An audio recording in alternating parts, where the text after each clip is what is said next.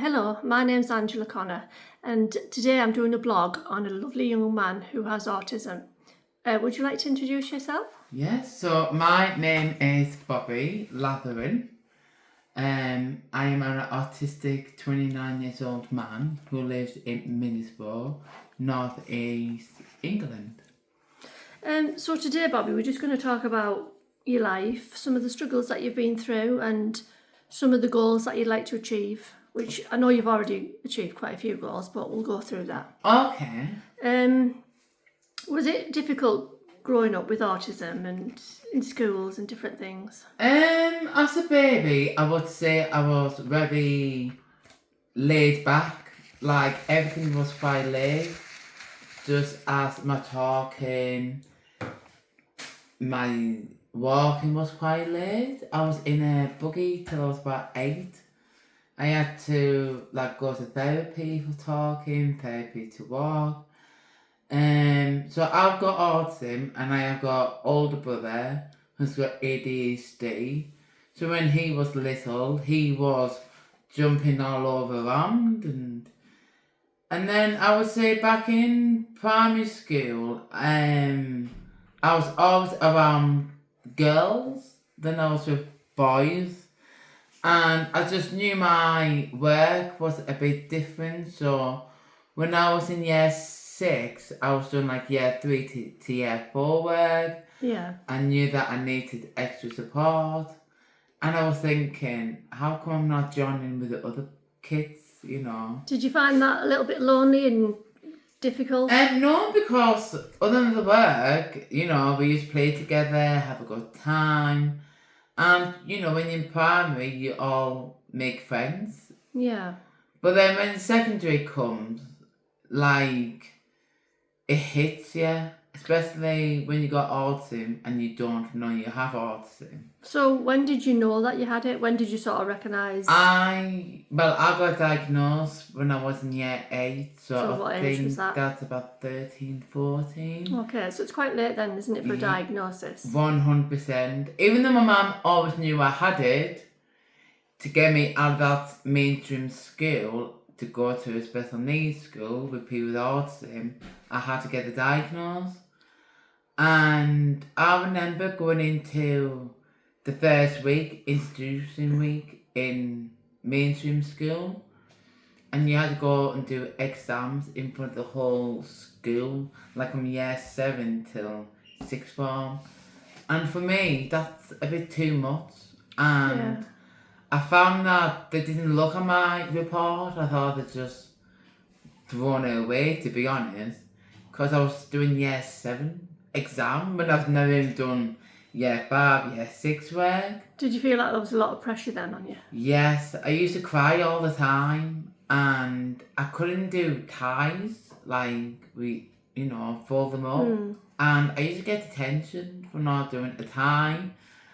And it was awful. To be honest, to me, I felt the staff were more bullies than the students were. That must have been a really hard time in your life then, that you felt like you didn't get the support of the adults which you should have got.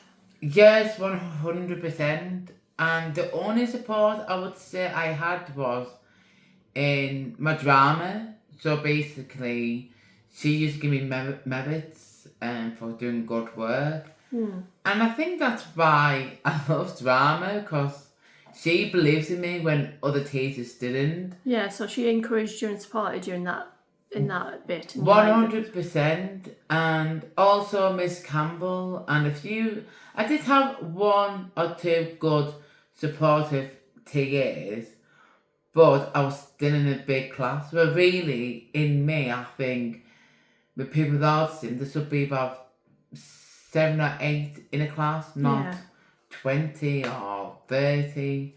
And I think that was a big struggle for me as well.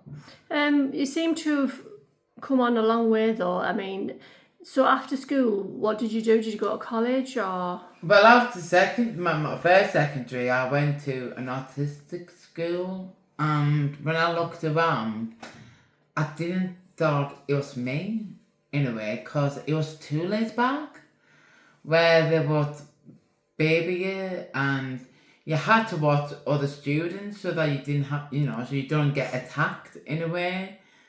And I felt like there was something bad with me in a way, because I couldn't do mainstream, but I had to go to an autistic. Yeah, so you felt like you were sort of in the middle. Sort of thing. Yeah.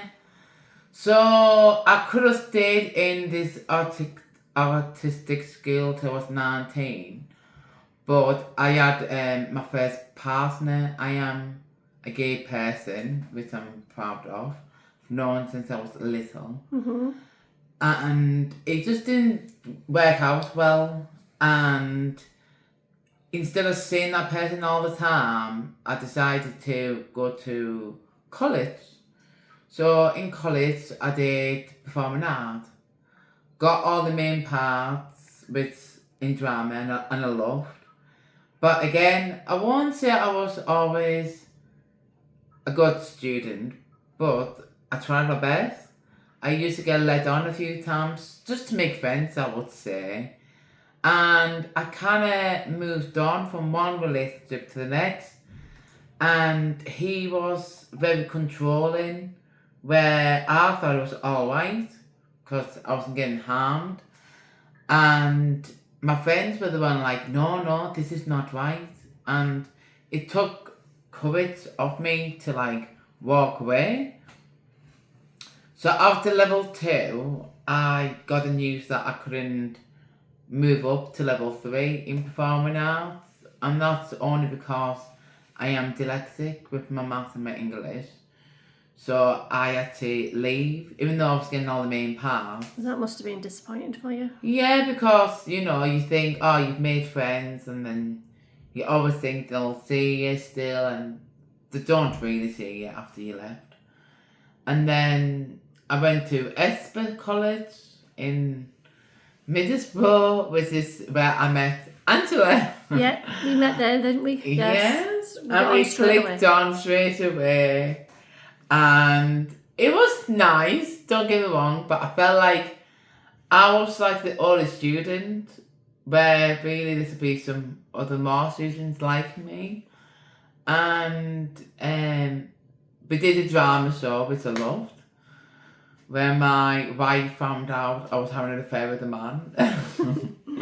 But I was only there for 3 years, and in them 3 years, oh my god, it just flybys. But in them 3 years, what did you do? You achieved something really big. Tell everybody what you did in them 3 years, and I helped you a little bit with. Well, I always used to talk about my personal life with the staff in Esper, and it was my music teacher who said, why don't you become an author? Like, write a book about your life, about your ups and your downs and your relationships. And I was like, I can't do that. And then it took me 3 years to actually write a book. And to be honest, it wasn't thanks to Angela and the staff, I wouldn't get the book out. What is the book called? The book is called My World in My Words by me, Bobby Latherin.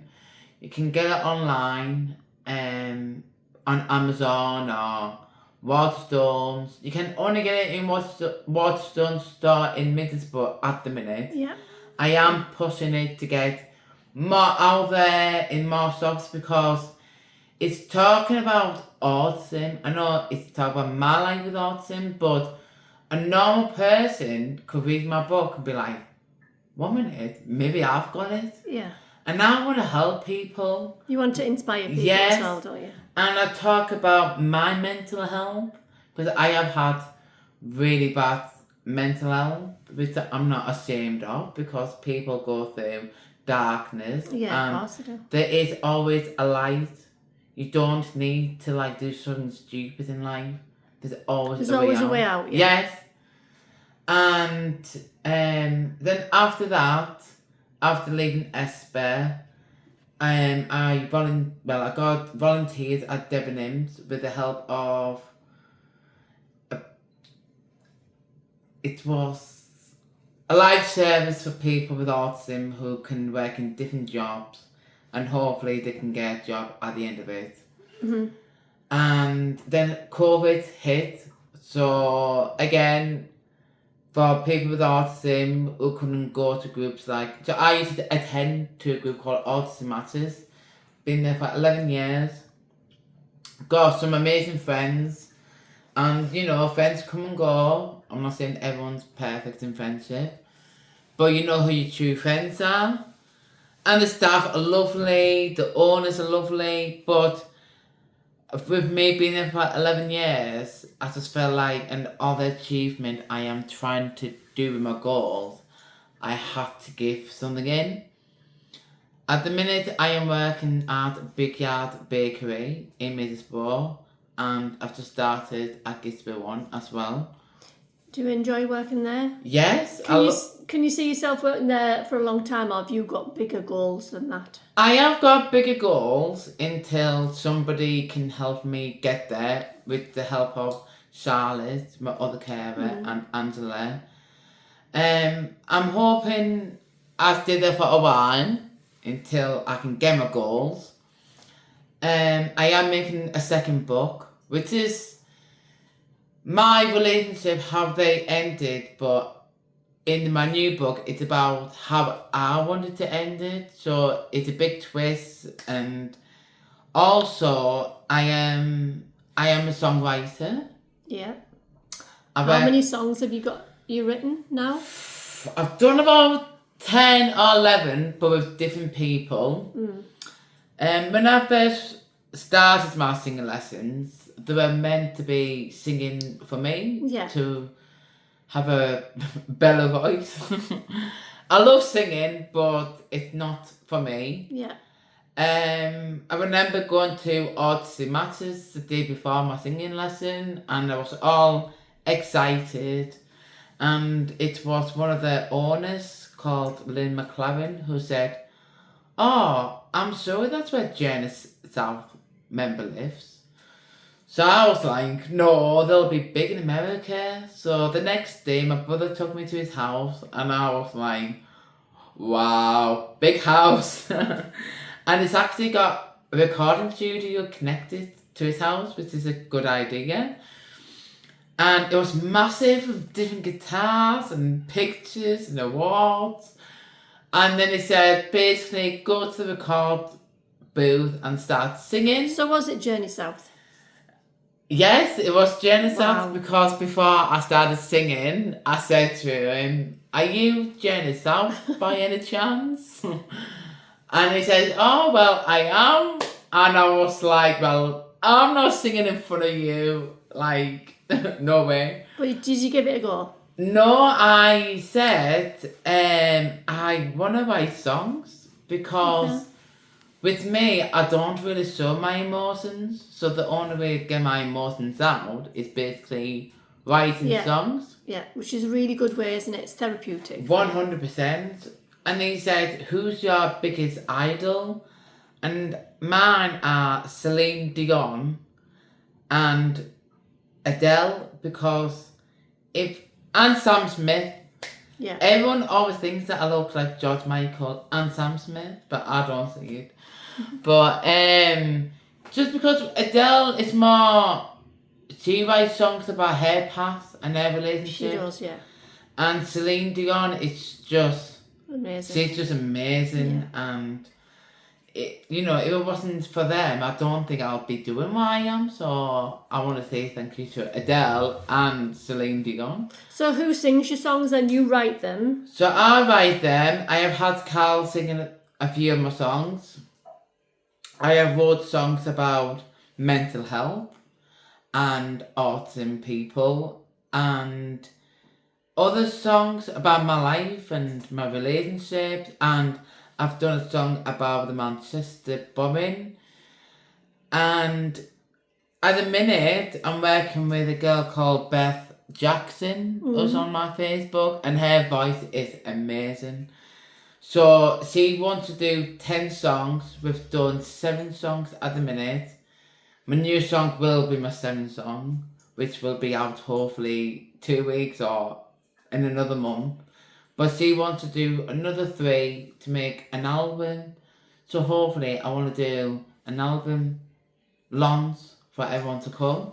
So that sounds really good. Yeah. So what we'll do is we'll wrap that up for today. Yeah. And then we'll check in again in a couple of weeks with some more goals. And Yes. Is that all right with you, Bob? Yeah, that's fine. I don't know how to switch it off. You might have to edit them at